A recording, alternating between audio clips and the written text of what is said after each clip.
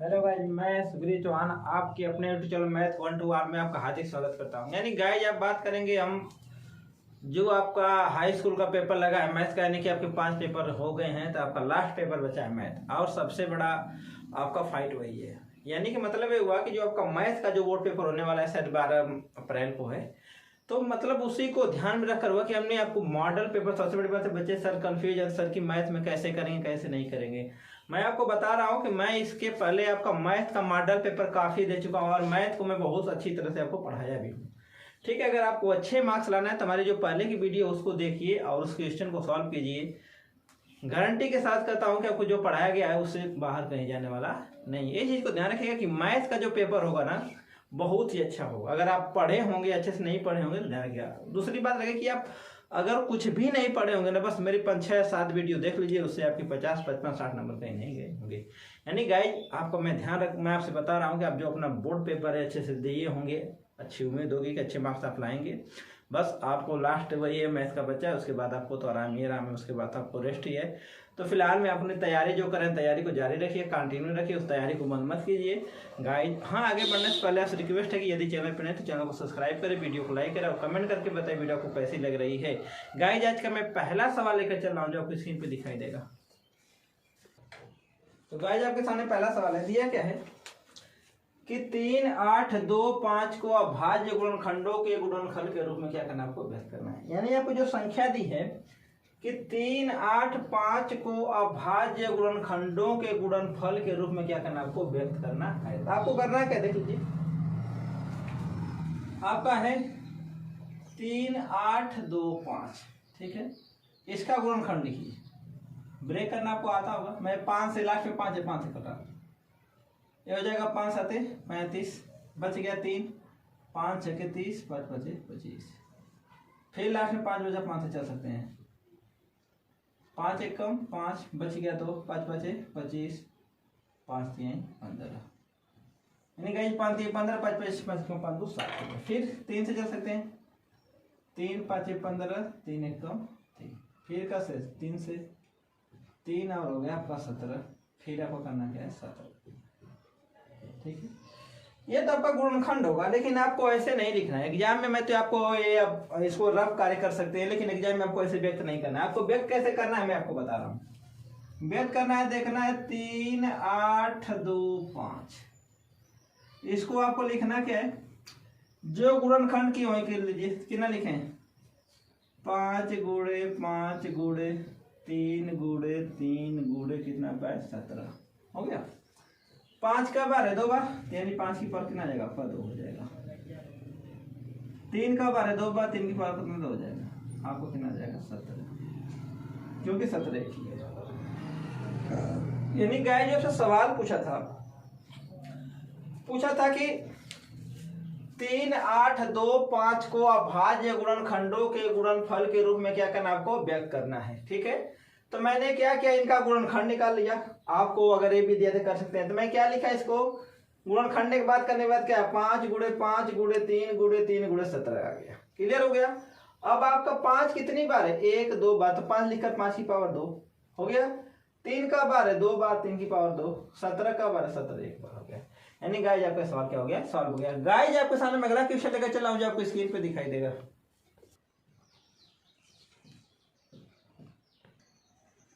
Guys आपके सामने दूसरा सवाल दिया क्या है कि द्विघात समीकरण ज्ञात कीजिए जिसके मूल 3 और 1/3।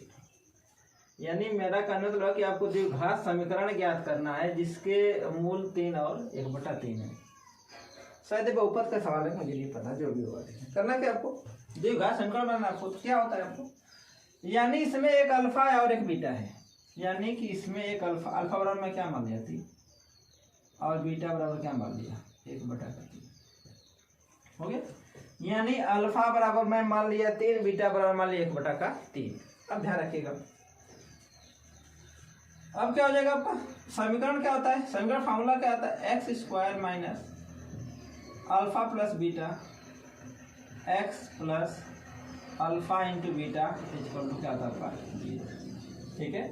यानी आपका जो फार्मूला हो जाएगा x² minus alpha plus beta x plus alpha into beta equal to 0, रख दीजिए मान। एक्स स्क्वायर माइनस अल्फा का मान कितना 3 प्लस बीटा का मान कितना 1/3 into x plus alpha into beta यानी कि 3 इंटू 1/3 इक्वल टू क्या होगा आपका 0।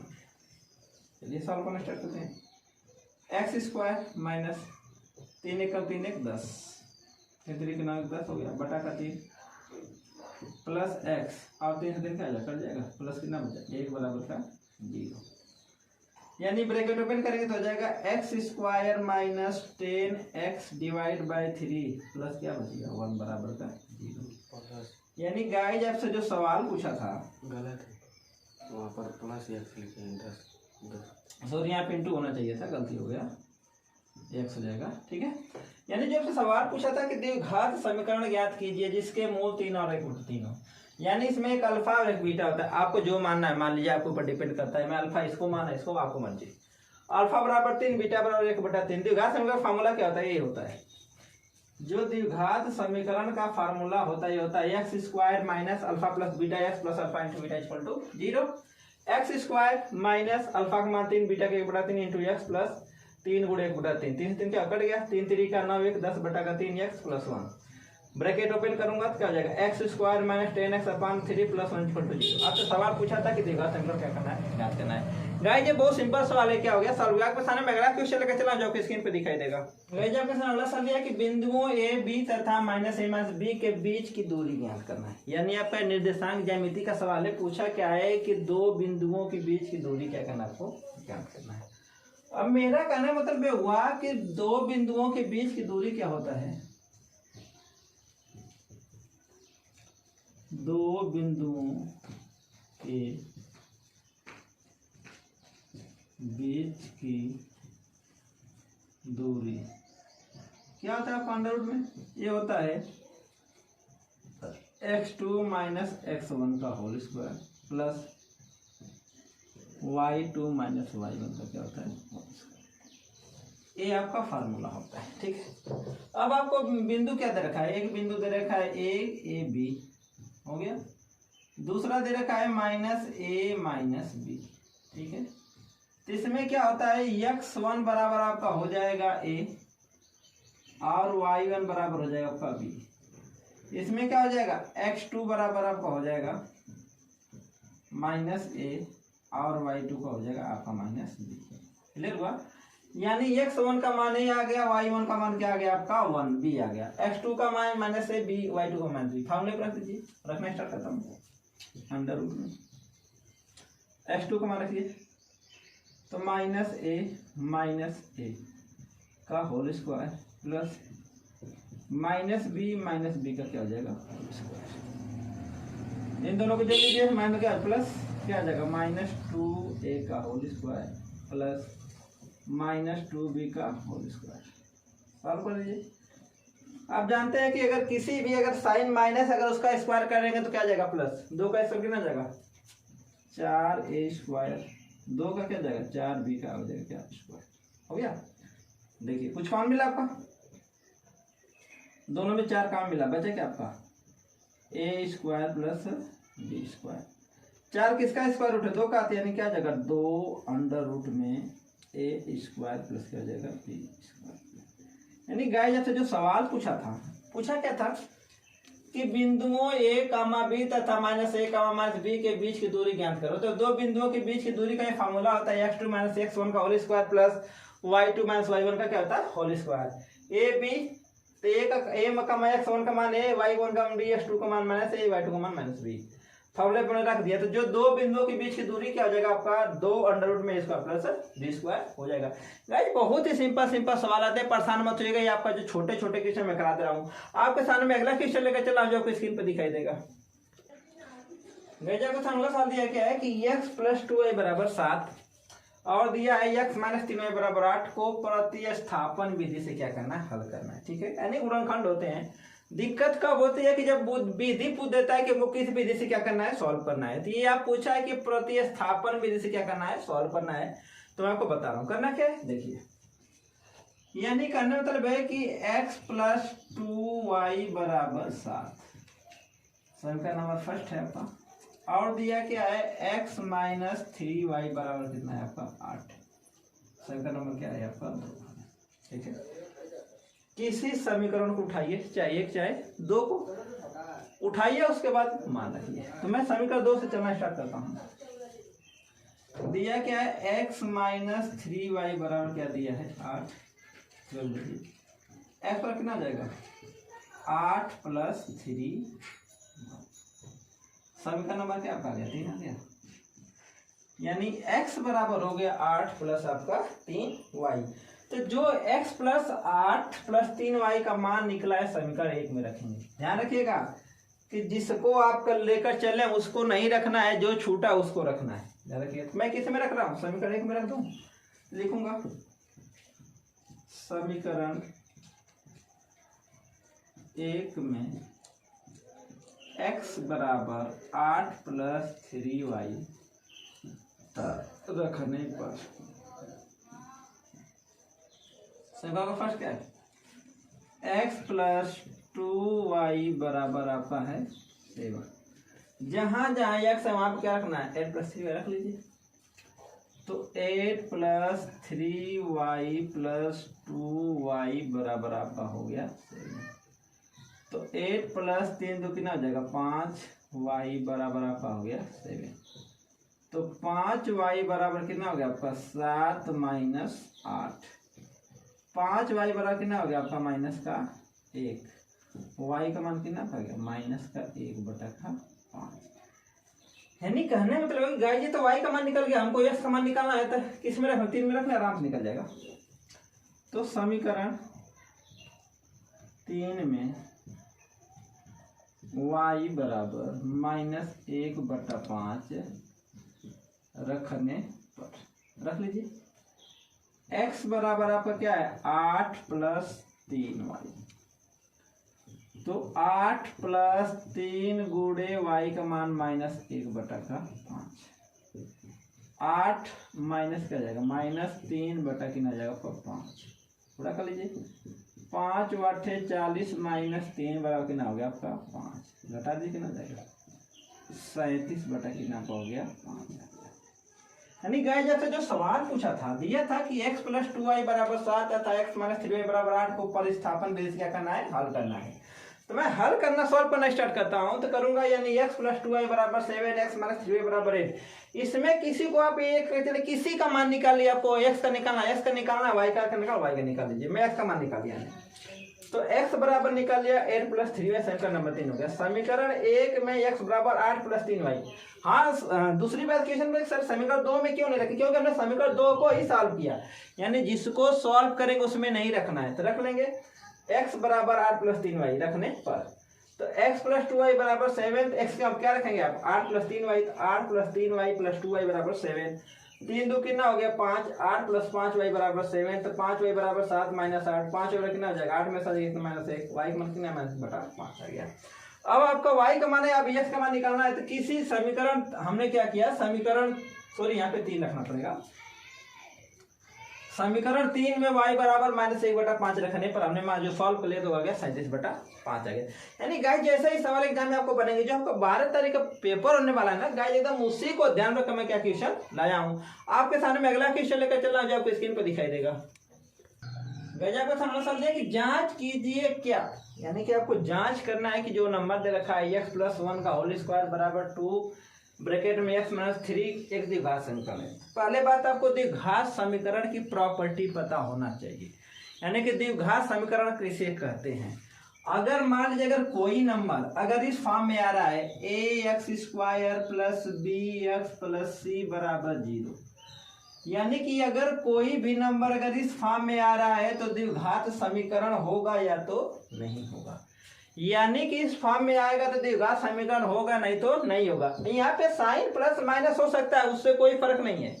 यानी कि कहेंगे सर आपने प्लस बताया था, साइन माइनस प्लस से कोई इफेक्ट नहीं पड़ेगा, बस आपको यानी कि जो x की घात है घटते क्रम में होना चाहिए। अगर इस फॉर्म को फॉलो करा तो द्विघात समीकरण होगा, नहीं तो नहीं होगा। सॉल्व करना स्टार्ट करते हैं। दे रखा है x प्लस 1 का होल स्क्वायर बराबर 2 ब्रैकेट में x माइनस 3 हो गया। इसको सॉल्व करना स्टार्ट करता हूं मैं। तो आपको पता होगा कि a प्लस b का होल स्क्वायर क्या होता है a का स्क्वायर प्लस b का स्क्वायर प्लस 2ab हो गया। यानी इसका आप अगर गुणा करेंगे 2 बार तो आपका इतना आएगा। इनको सॉल्व करके कितना जाएगा 2x 2 3 कितना आपका हो गया 6, यानी ये 2x 2x क्या हो गया कट गया, आपका बचा क्या x स्क्वायर प्लस 1 बराबर -6। इसको इधर लाएंगे तो x स्क्वायर प्लस 1 माइनस 6 बराबर का 0, यानी कि x स्क्वायर प्लस 6 7 बराबर 0। अब आप बताइए कि द्विघात समीकरण है कि नहीं है। इसको फॉलो किया नहीं ना, फॉलो किया। देखिए ये तो मान सही यहाँ तक है। अब ये b का मान नहीं है, ये किसका सी का, यानी कि ये फॉलो नहीं कर रहा है, तो द्विघात समीकरण नहीं होगा।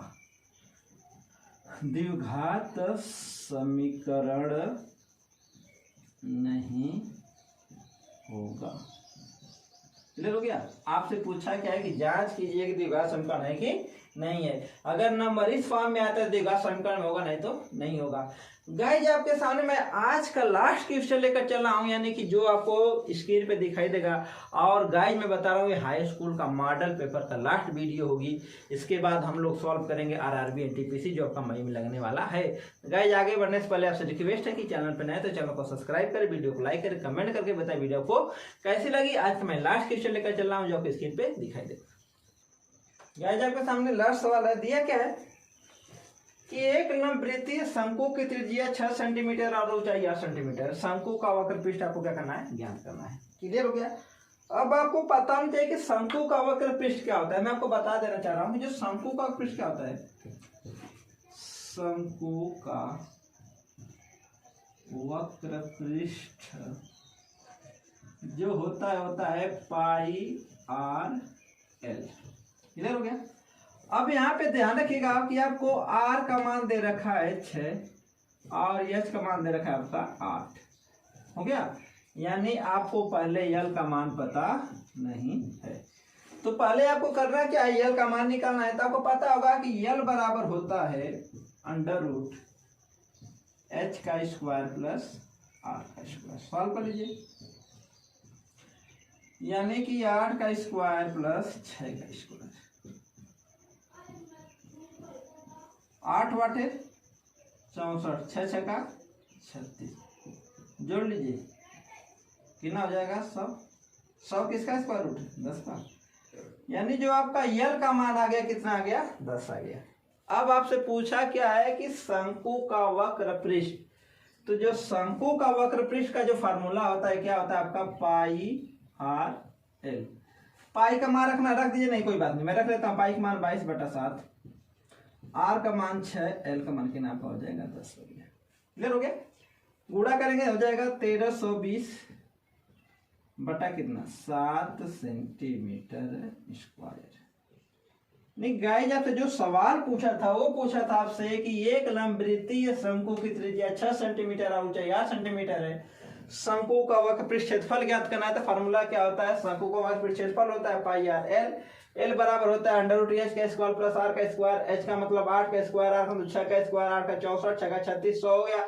100 किसका स्क्वायर रूट है 10 का, यानी कि अब h का मान आ गया। यानी जो आपका शंकु का पृष्ठ जो पूछा था पाई आर एल, पाई का मान 22/7 r 6, यानी कितना आ गया 1320 सेंटीमीटर स्क्वायर आ गया, स्क्वायर बटे 7 आया।